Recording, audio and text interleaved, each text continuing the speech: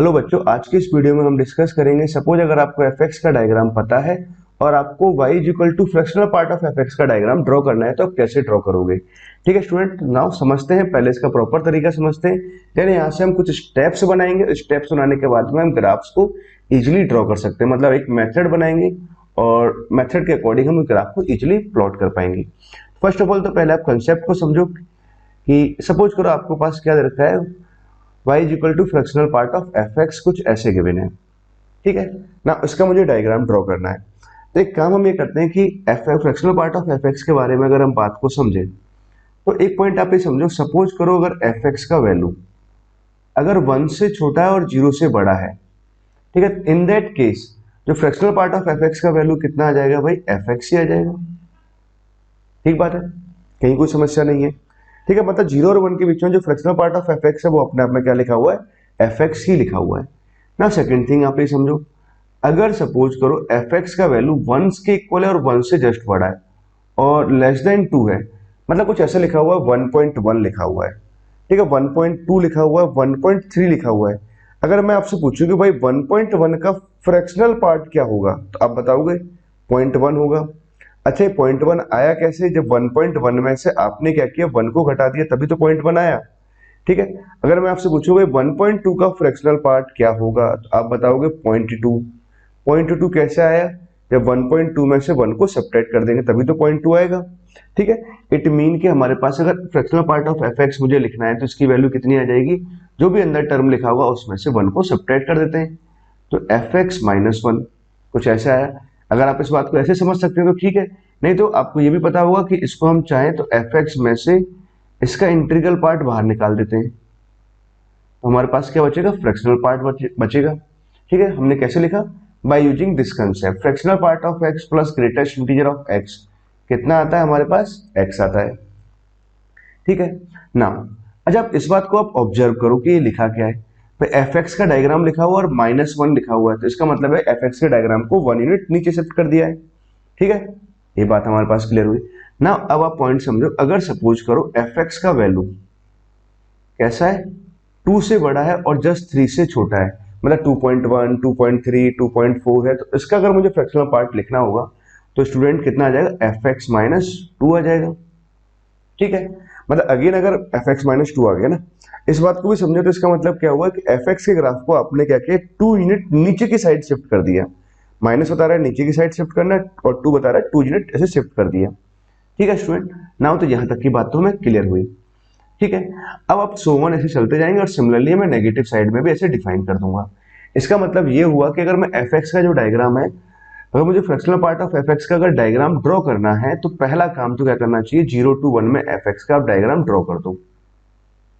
0 to 1 में आप diagram draw करिए कि 0 to 1 में क्या होगा, फ्रैक्शनल पार्ट ऑफ fx लिखो या fx लिखें, सेम ही आ रहा है। पहले आपने fx का डायग्राम ड्रॉ किया, पहला काम fx का डायग्राम आपने ड्रॉ कर दिया। स्टेप्स अगर मैं बात करूं तो step 1, draw graph of y is equal to fx। fx का पहले तो आप fx का डायग्राम ड्रॉ कर दो एंड इसके बाद में आप क्या कराओगे, select part of fx where fx कैसा होना चाहिए, select the part of fx where fx कैसा है, 0 और 1 के बीच में। जहां fx 0 और 1 के बीच में उस पार्ट को आप सेलेक्ट कर लेंगे। ठीक है, तो वो हमारा एक आंसर का पार्ट हो जाएगा। अब हम क्या करेंगे कि जब fx हमारे पास 1 और 2 के बीच में जब जाएगा, तो fx 1 और 2 के बीच में जाएगा तो अब देखो कि जो fx का फ्रैक्शनल पार्ट ऑफ fx का जो डायग्राम आ रहा था उसको हम क्या करेंगे, 1 यूनिट नीचे शिफ्ट करेंगे। ठीक है, और जब ऐसे आप 2 और 3 के बीच में जब जाओगे तो उस वाले डायग्राम को हम क्या करेंगे भाई, 2 यूनिट नीचे शिफ्ट कर देंगे। अब आप इस बात को ऐसे समझिए कि y is equal to f of x यहाँ लिखा हुआ है, इसका फ्रैक्शनल पार्ट लिखा हुआ है। एक पॉइंट तो आप ये समझो कि इसका जो भी आउटपुट आएगा वो आउटपुट ऑलवेज कैसा होगा, 0 और 1 के बीच में ही होगा। ठीक है, अगर 0 और 1 के बीच में होगा तो इट मीन कि अगर मैं इसका अगर डायग्राम ड्रॉ करूं तो इसका जो डायग्राम है कभी भी 0 और 1 की लाइन को क्रॉस करके बाहर जाएगा ही नहीं, हमेशा कैसा रहेगा, 0 और 1 के बीच में ही रहेगा। ठीक है स्टूडेंट्स, आई होप आपको ये बात समझ में आई ना। नाउ अब समझते हैं एक एग्जांपल से, और समझते हैं ताकि थोड़ी और क्लैरिटी आए। Suppose y is equal to, आपको डायग्राम ड्रॉ करना है, e पावर x यहाँ लिखा हमने, और इसका फ्रैक्शनल पार्ट का डायग्राम ड्रॉ करना है। तो आप क्या करोगे, फर्स्ट ऑफ ऑल आप e पावर x का डायग्राम बनाओ। हमने क्या किया, e पावर x का डायग्राम ड्रॉ करते हैं। तो e पावर x का ये डायग्राम आ गया, डॉटेड लाइन से ऐसे ड्रॉ कर देते हैं। e पावर x का ये डायग्राम आया। अब आप क्या करेंगे कि y एक्सिस पर आप इंटीजर मार्क कर दो। एक आपने 0 to 1 ये इंटीजर मार्क कर दिया, 2 मार्क कर दिया और एक 3 मार्क कर देते हैं, एंड सो ऑन। अब आप क्या करेंगे, ऐसे आप हॉरिजॉन्टल लाइन आप ड्रॉ करिए। सिमिलरली आप यहाँ पर भी ऐसे हॉरिजॉन्टल लाइन ऐसे ड्रॉ करते हैं। अब 0 to 1 में जो पोर्शन आया उसको आप सेलेक्ट कर लो। 0 to 1 में ये पोर्शन आ गया, वो तो अपने आप में क्या आ जाएगा, fractional part of F x या फिर एफ एक्स का डायग्राम सेम ही आएगा। अब बात करते हैं हम 1 और 2 के बीच में। तो 1 और 2 के बीच में ये इंटरवल आ रहा है, तो 1 और 2 के बीच में भाई ये वाला जो ग्राफ आया, ये वाला ग्राफ क्या रहेगा, इसको हम शिफ्ट कर देंगे 1 यूनिट नीचे। 1 यूनिट जब नीचे शिफ्ट करेंगे, या फिर कहें कि 0 to 1 में इसका डायग्राम हम बना देंगे। आपने क्या किया, ऐसे एक लाइन ड्रॉ करो और इस वाले डायग्राम को अब 0 to 1 में शिफ्ट कर दो, ऐसे शिफ्ट कर दिया, ठीक है। नाउ सिमिलरली अब आप इस वाले डायग्राम को देखो भाई, 0 और 1 के बीच में डायग्राम आना है, तो हमेशा पहले एक अपनी लाइन y बराबर 0 और y बराबर 1 की लाइन ऐसे ड्रॉ कर दो। जो भी ग्राफ इससे ऊपर जा रहा है, अब ये क्या इस वाले इंटरवल से बाहर चला गया, इस वाले डायग्राम को आप पकड़ो, इस वाले ग्राफ को आप पकड़ो और इसको नीचे शिफ्ट कर दो।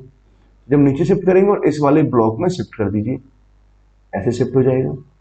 सिमिलरली अगर मैं बात करूं 3 और 4 के बीच की, तो इस बीच ये वाला पोर्शन आ रहा है ग्राफ का, तो इस वाले पोर्शन को मैं नीचे की साइड शिफ्ट कर दूंगा, इस वाले ब्लॉक में शिफ्ट कर देंगे, ठीक है। तो इस तरह से हम शिफ्टिंग कर देंगे तो हमारे पास क्या आ जाएगा, fractional part of e power x का डायग्राम आ जाएगा।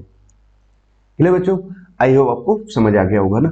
ना एक और मैं क्वेश्चन लेता हूं, fractional part of sine x, ठीक है ना, इसका डायग्राम आपको ड्रॉ करना है।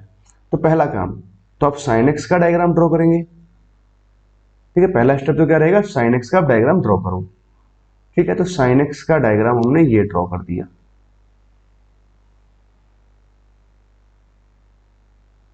ना। अब हम बात करते हैं fractional part of sine x के डायग्राम की, ठीक है। अब देखो जो पोर्शन आप पहले क्या करिए, आप y इक्वल टू 0 और 1 की एक लाइन ऐसे ड्रॉ कर दो। y इक्वल टू 0 और 1 की एक लाइन हमने ऐसे ड्रॉ कर दिया। साइन x के डायग्राम को थोड़ा और बना देते हैं कि यहां से मान लेते हैं कुछ ऐसे ये आ रहा है, ठीक है। अब आप क्या करेंगे, 0 और 1 के पोर्शन में आप जाइए ना।